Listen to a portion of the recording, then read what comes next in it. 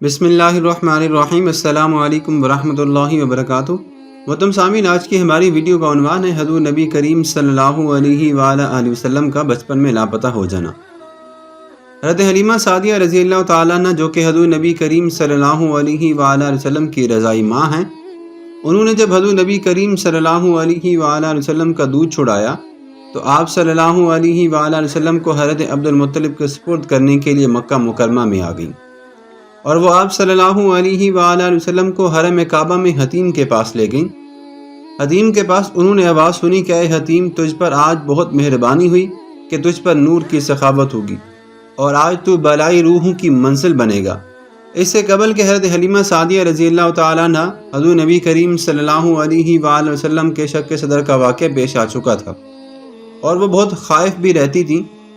یہی وجہ تھی کہ آپ رضی اللہ تعالیٰ عنہ ہر وقت حضور نبی کریم صلی اللہ علیہ وآلہ وسلم کی حفاظت کرتی رہتی تھی۔ آپ نے جب یہ آواز سنی تو حیران ہوئی کہ اس وقت تو یہاں کوئی موجود نہیں ہے۔ حضرت حلیمہ سعدیہ رضی اللہ تعالیٰ عنہ اس آواز کی تلاش میں حضور نبی کریم صلی اللہ علیہ وآلہ وسلم کو زمین پر بٹھا کر نکلیں۔ ہر جانب سے بلند آوازیں ان کے کانوں میں سنائی دے رہی تھیں، لیکن آواز دینے والا انہیں نظر نہیں آ رہا تھا۔ آپ بہت حیران اور پریشان واپس لوٹی تو حضور نبی کریم صلی اللہ علیہ وآلہ وسلم اپنی جگہ پر موجود نہ تھے۔ حضرت حلیمہ سعدیہ رضی اللہ تعالیٰ عنہ غم کی شدت سے نڈھال ہو گئیں اور رونا شروع کر دیا کہ میرا یہ گوہر مجھ سے کون لے گیا۔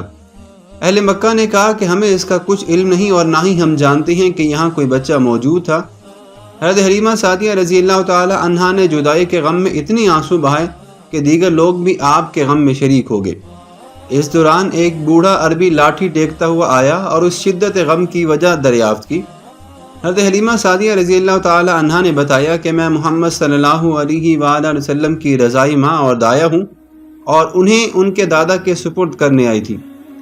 حتیم میں مجھے عجیب و غریب آوازیں سنائی دیں تو میں بچے کو چھوڑ کر ان آوازوں کے متعلق معلوم کرنے کے لیے نکلی، اور جب میں واپس آئی تو بچہ یہاں موجود نہیں تھا۔ میں اس وجہ سے پریشان ہوں کہ اس طرح مجھ پر کیے گئے اعتماد کو ٹھیس پہنچ سکتا ہے۔ اس بوڑھے نے کہا کہ تم غم نہ کرو، میں تمہیں اس کے پاس لے چلتا ہوں جو اس بچے کے متعلق ہمیں بتا دے گا۔ حضرت حلیمہ سعدیہ رضی اللہ تعالیٰ عنہ راضی ہوگی اور وہ بوڑھا انہیں مکہ مکرمہ کے مشہور بت عزا کے سامنے لے گیا اور کہنے لگا کہ ہم اپنے گم ہونے والوں کا علم اسی سے پاتے ہیں۔ پھر بوڑھے نے اس بت کو سجدہ کیا اور کہا کہ اے عرب کے خدا، ہم نے تیری وجہ سے بے شمار ہلاکتوں سے نجات پائی اور تیری مہربانیاں اہل عرب پر بے شمار ہیں، اور تیرا حق ادا کرنا ہم اہل عرب پر لازم ہے۔ یہ بوڑھی عورت اپنی گمشدہ بچے کے متعلق جاننا چاہتی ہے اور اس کا نام محمد صلی اللہ علیہ وآلہ وسلم ہے۔ اس بوڑھے نے حضور نبی کریم صلی اللہ علیہ وآلہ وسلم کا نام لیا تو بت اوندے منہ گر پڑا اور کہنے لگا کہ تو اس بچے کو کیوں تلاش کرتا ہے جس کی وجہ سے ہم ذلیل اور رسوا ہوں گے؟ جو واقعات بت پرستوں نے ہمارے ساتھ دیکھے ہیں وہ ختم ہو جائیں گے، اور اس نام والے کی وجہ سے ہمارا یہ مرتبہ بھی ختم ہو جائے گا۔ اللہ کے لیے یہاں سے چلے جاؤ، اور کوئی انسان اگر اژدہے کی دم کو بھی مسلے تو یہ خطرناک ہو سکتا ہے۔ اب حضور نبی کریم صلی اللہ علیہ وآلہ وسلم کی آب و تاب کے سامنے ہماری شان مان پڑ چکی ہے۔ بوڑھے نے جب اس بت کی یہ باتیں سنی تو گھبرا کر اپنی لاٹھی پھینک دی اور کانپنے لگا۔ حضرت حلیمہ سعدیہ رضی اللہ تعالی عنہا نے جب بت کی باتیں سنی تو بولی، اگرچہ اس وقت میں مصیبت میں مبتلا ہوں اور میں حیران ہوتی ہوں کہ مجھ سے ہوائیں باتیں کرتی ہیں، کبھی پتھر مجھے ادب سکھاتے ہیں، کبھی اس بچے کو غیب سے کچھ لوگ اٹھا کر لے جاتے ہیں، میں کس کے سامنے فریاد کروں؟ میں پریشان ہو گئی ہوں۔ میں ان معاملات کو جو کہ میرے ساتھ آئے دن ہوتے رہتے ہیں انہیں راز میں رکھنا چاہتی ہوں۔ میں بس اتنا کہنا چاہتی ہوں کہ میرا بچہ گم ہو گیا ہے اور میں اس کے علاوہ اور کوئی بات نہیں کرتی، اگرچہ لوگ مجھے پاگل ہی کیوں نہ سمجھیں۔ بوڑھا بولا، اے حلیمہ رضی اللہ تعالیٰ عنہ، تو اس کی جانب سے فکر مند نہ ہو، وہ گم نہیں ہوگا بلکہ ایک عالم اس کی عظمت میں گم ہو جائے گا۔ تو نے دیکھا نہیں کہ یہ عظیم بت بھی تیرے بچے کے نام کے آگے سرنگوں ہو گیا؟ میں نے اپنی زندگی میں اس سے عجیب واقعہ کوئی نہیں دیکھا۔ ان کی رسالت کو تسلیم نہ کرنے والوں کا انجام برا ہوگا، اور جب بتوں کا یہ حال ہے تو ان کے پجاریوں کا کیا حال ہوگا؟ حضرت حلیمہ سعدیہ رضی اللہ تعالی عنہا کے رونے کی آواز حضرت عبد المطلب نے بھی سن لی اور وہ فوراً سمجھ گئے کہ ماجرا کیا ہے۔ حضرت عبد المطلب رضی اللہ تعالیٰ عنہ بھی شدت غم سے نڈھال کعبہ کے دروازے پر آئے اور کہا کہ مجھ میں ایسی کوئی خوبی نہیں کہ میں ہمراز بنوں۔ میں نے حضور نبی کریم صلی اللہ علیہ وآلہ وسلم کے چہرے پر تیری مہربانی کے آثار دیکھے ہیں، اگرچہ وہ ہم میں سے ہی ہیں، لیکن یہ آثار ہم میں سے کسی کے اندر پیدا نہیں ہوئے۔ ان کو بچپن ہی سے جو فضیلت عطا ہوئی ہے وہ کسی کو 100 سال کی عبادت کے بعد بھی عطا نہیں ہوتی۔ میں ان کو سفارشی بناتا ہوں اور ان کے طفیل ان کے حالات سے آگاہی چاہتا ہوں، وہ کہاں ہیں؟ حضرت عبد المطلب کو کعبہ کے اندر سے جواب آیا کہ تم عنقریب ان کا چہرہ دیکھ لو گے، وہ 200 فرشتوں کی جماعت کے ہمارے پاس محفوظ ہیں، ہم ان کے ظہور کو عالم میں مشہور کر دیں گے اور باطن کو سب سے پوشیدہ رکھیں گے۔ پانی اور مٹی سے اللہ نے جو مخلوق بنائی ہے اس کے مختلف مراتب ہیں، کبھی اس سے ہم نے شاہ پیدا کر دیے اور کبھی اس سے ہم نے عاشق پیدا کر دیے۔ اس خاک سے لاکھوں عاشق اور معشوق پیدا کیے جاتے ہیں جو عشق کی وجہ سے نالہ و فریاد میں مصروف رہتے ہیں۔ ہمارے یہ کارنامے منکروں کے انکار کے باوجود جاری اور ساری ہیں۔ مٹی کو یہ فضیلت اس کی فروتنی کی وجہ سے عطا کی گئی ہے کہ اس طرح کے لوگ پیدا ہوتے ہیں۔ زمین کا ظاہر غبار آلود ہے لیکن اس کا باطن پر انوار ہے جس سے لال و گل رونما ہوتے ہیں۔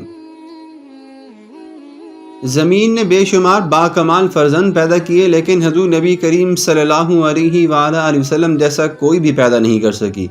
زمین و آسمان کے ملاپ سے جب آپ صلی اللہ علیہ وآلہ وسلم کا ظہور ہوا تو دونوں نے خوشی کا اظہار کیا۔ آپ صلی اللہ علیہ وآلہ وسلم کی پیدائش نے زمین کو عروج عطا کیا کیونکہ اس کے ظاہر اور باطن اللہ عز و جل کے لیے جنگ کر رہی ہیں، اور جس کے ظاہر اور باطن میں اللہ عز و جل کے لیے باہمی جنگ ہو اس کی روح پر نور ہوتی ہے اور اس کے نور کو زوال نہیں ہوتا۔ حضرت عبد المطلب نے حضور نبی کریم صلی اللہ علیہ وآلہ وسلم کے متعلق دریافت کیا تو انہیں آواز آئی کہ غم نہ کریں، وہ فلاں میدان میں فلاں درخت کے نیچے ہیں۔ حضرت عبد المطلب قریش کے سرداروں کو لے کر آپ صلی اللہ علیہ وآلہ وسلم کی تلاش میں نکلے۔ حضور نبی کریم صلی اللہ علیہ وآلہ وسلم کے تمام آباء و اجداد حضرت آدم علیہ السلام سے لے کر اب تک سردار ہوئے تھے، لیکن آپ صلی اللہ علیہ وآلہ وسلم کے ذاتی فضائل کے مقابلے میں نسبتی فضیلت ہیچ ہے۔ آپ صلی اللہ علیہ وآلہ وسلم کا اصل جوہر نسب سے بے نیاز ہے۔ آپ صلی اللہ علیہ وآلہ وسلم خیر الخلائق پیدا کیے گئے اور اللہ عز و جل کی جانب سے تو معمولی انعام بھی سورج سے بڑھ کر ہوتا ہے۔